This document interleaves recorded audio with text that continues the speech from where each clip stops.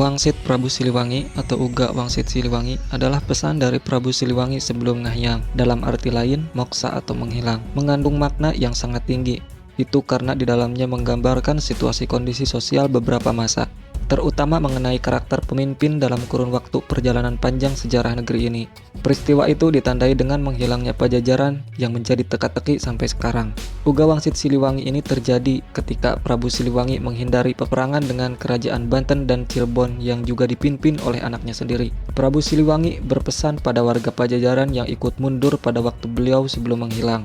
Berikut terjemahan bebas Uga Wangsit Siliwangi.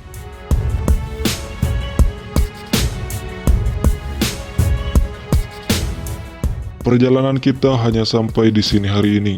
Walaupun kalian semua setia padaku, tapi aku tidak boleh membawa kalian dalam masalah ini. Membuat kalian susah, ikut merasakan miskin dan lapar. Kalian boleh memilih untuk hidup ke depan nanti, agar besok lusa kalian hidup senang, kaya raya, dan bisa mendirikan Pajajaran.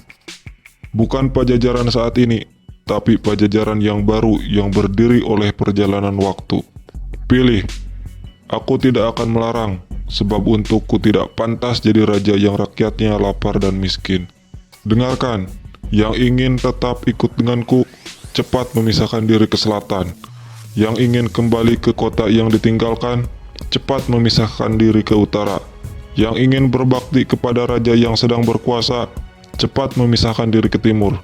Yang tidak ingin ikut siapa-siapa, cepat memisahkan diri ke barat. Dengarkan, kalian yang di timur harus tahu, kekuasaan akan turut dengan kalian, dan keturunan kalian nanti yang akan memerintah saudara kalian dan orang lain. Tapi kalian harus ingat, nanti mereka akan memerintah dengan semena-mena. Akan ada pembalasan untuk semua itu. Silahkan pergi, dan jangan menoleh ke belakang.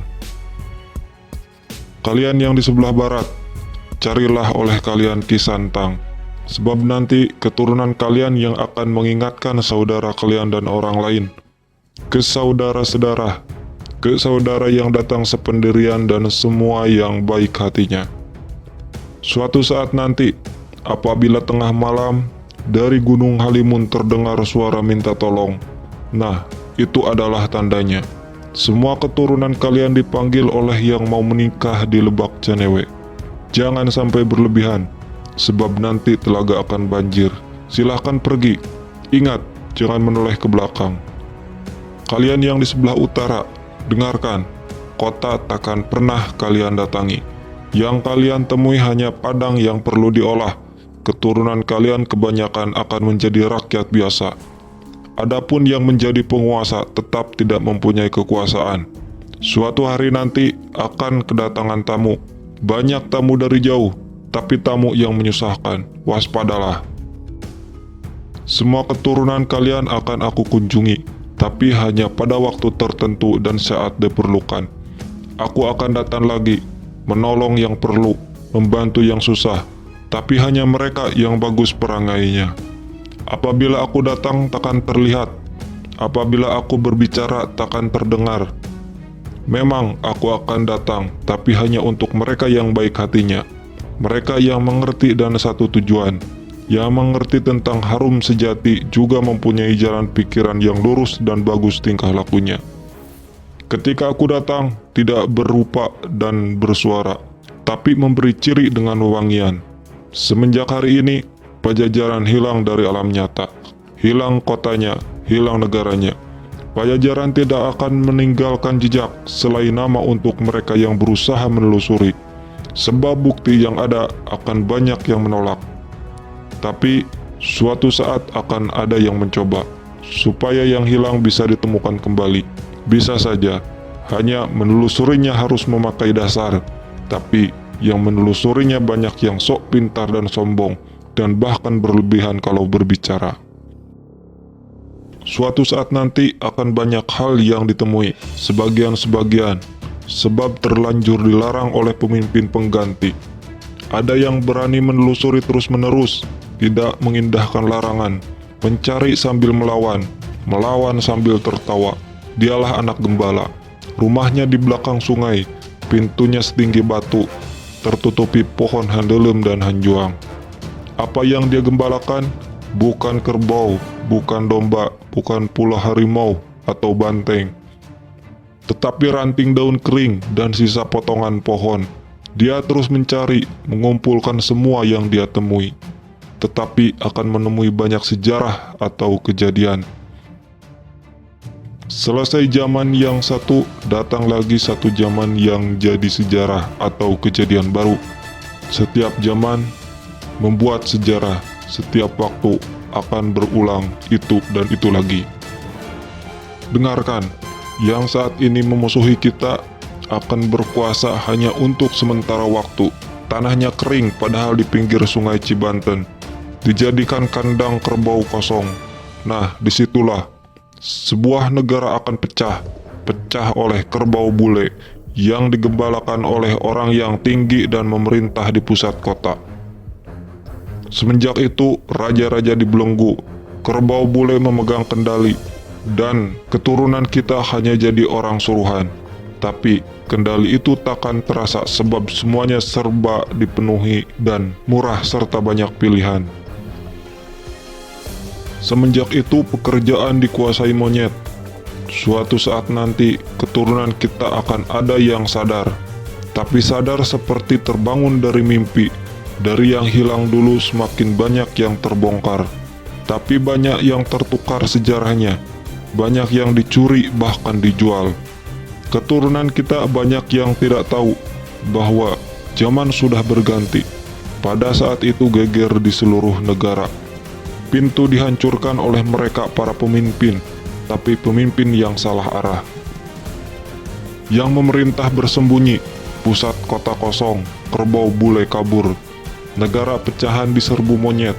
Keturunan kita enak tertawa, tapi tertawa yang terpotong, sebab ternyata pasar habis oleh penyakit, sawah habis oleh penyakit, tempat padi habis oleh penyakit, kebun habis oleh penyakit, perempuan hamil oleh penyakit. Semuanya diserbu oleh penyakit. Keturunan kita takut oleh segala yang berbau penyakit. Semua alat digunakan untuk menyembuhkan penyakit sebab sudah semakin parah. Yang mengerjakannya masih bangsa sendiri. Banyak yang mati kelaparan. Semenjak itu, keturunan kita banyak yang berharap bisa bercocok tanam sambil sok tahu membuka lahan. Mereka tidak sadar bahwa zaman sudah berganti cerita lagi. Lalu sayup-sayup dari ujung laut utara terdengar gemuruh. Burung menetaskan telur. Riuh seluruh bumi. Sementara di sini ramai oleh perang, saling menindas antar sesama. Penyakit bermunculan di sana-sini, lalu keturunan kita mengamuk tanpa aturan. Banyak yang mati tanpa dosa. Jelas-jelas musuh dijadikan teman, yang jelas-jelas teman dijadikan musuh. Mendadak banyak pemimpin dengan caranya sendiri, yang bingung semakin bingung. Banyak anak kecil sudah menjadi bapak, yang mengamuk tambah berkuasa, mengamuk tanpa pandang bulu. Yang putih dihancurkan, yang hitam diusir. Kepulauan ini semakin kacau sebab banyak yang mengamuk. Tidak beda dengan tawon hanya karena dirusak sarangnya. Seluruh nusa dihancurkan dan dikejar, tetapi ada yang menghentikan. Yang menghentikan adalah orang seberang. Lalu berdiri lagi penguasa yang berasal dari orang biasa.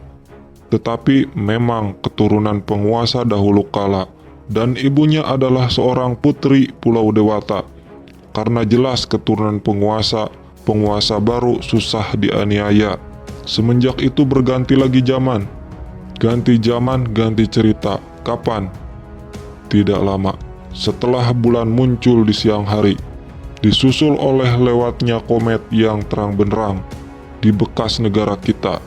Berdiri lagi sebuah negara di dalam negara, dan pemimpinnya bukan keturunan Pajajaran. Lalu akan ada penguasa, tapi penguasa yang mendirikan benteng yang tidak boleh dibuka, yang mendirikan pintu yang tidak boleh ditutup, membuat pancuran di tengah jalan, memelihara elang di pohon beringin. Memang penguasa buta, bukan buta pemaksa, tapi buta tidak melihat segala penyakit dan penderitaan. Penjahat juga pencuri menggerogoti rakyat yang sudah susah. Sekalinya ada yang berani mengingatkan, yang diburu bukanlah penderitaan itu semua, tetapi orang yang mengingatkannya. Semakin baju, semakin banyak penguasa yang buta tuli, memerintah sambil menyembah berhala. Lalu anak-anak muda salah pergaulan. Aturan hanya menjadi bahan omongan, karena yang membuatnya bukan orang yang mengerti aturan itu sendiri. Wajar saja bila kolam semuanya mengering, pertanian semuanya puso. Bulir padi banyak yang diselewengkan, sebab yang berjanjinya banyak tukang bohong.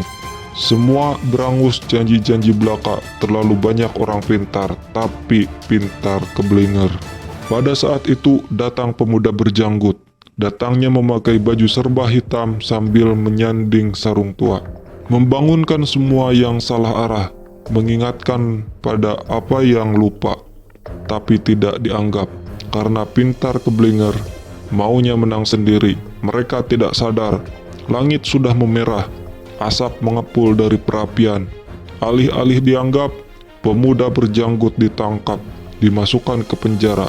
Lalu mereka mengacak-ngacak tanah orang lain, beralasan mencari musuh, tapi sebenarnya mereka sengaja membuat permusuhan. Waspadalah, sebab mereka nanti akan melarang untuk menceritakan Pajajaran, sebab takut ketahuan bahwa mereka yang jadi gara-gara selama ini. Penguasa yang buta semakin hari semakin berkuasa melebihi kerbau bule. Mereka tidak sadar zaman manusia sudah dikuasai oleh kelakuan hewan. Kekuasaan penguasa buta tidak berlangsung lama, tapi karena sudah kelewatan menyengsarakan rakyat yang sudah berharap ada mukjizat datang untuk mereka, penguasa itu akan menjadi tumbal untuk perbuatannya sendiri. Kapan waktunya? Nanti, saat munculnya anak gembala. Di situ akan banyak huru-hara yang bermula di suatu daerah, semakin lama semakin besar, meluas di seluruh negara. Yang tidak tahu menjadi gila dan ikut-ikutan menyerobot dan bertengkar, dipimpin oleh pemuda gendut. Sebabnya bertengkar, memperebutkan tanah. Yang sudah punya ingin lebih, yang berhak minta bagiannya. Yang sadar pada diam, mereka hanya menonton tapi tetap terbawa-bawa. Yang bertengkar lalu terdiam dan sadar, ternyata mereka memperebutkan pepesan kosong. Sebab tanah sudah habis oleh mereka yang punya uang. Para penguasa lalu menyusup, yang bertengkar ketakutan kehilangan negara. Lalu mereka mencari anak gembala, yang rumahnya di ujung sungai, yang pintunya setinggi batu, yang rimbun oleh pohon hanelem dan hanjuang.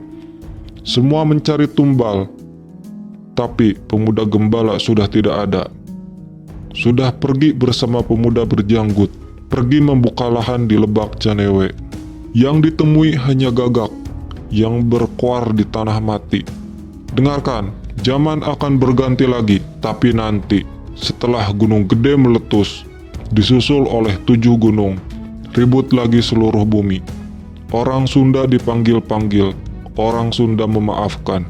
Balik lagi semuanya, negara bersatu kembali, Nusa Jaya lagi, sebab berdiri Ratu Adil yang sejati. Tapi ratu siapa? Dari mana asalnya sang ratu? Nanti juga kalian akan tahu. Sekarang, carilah oleh kalian pemuda gembala. Silahkan pergi. Ingat, jangan menoleh ke belakang.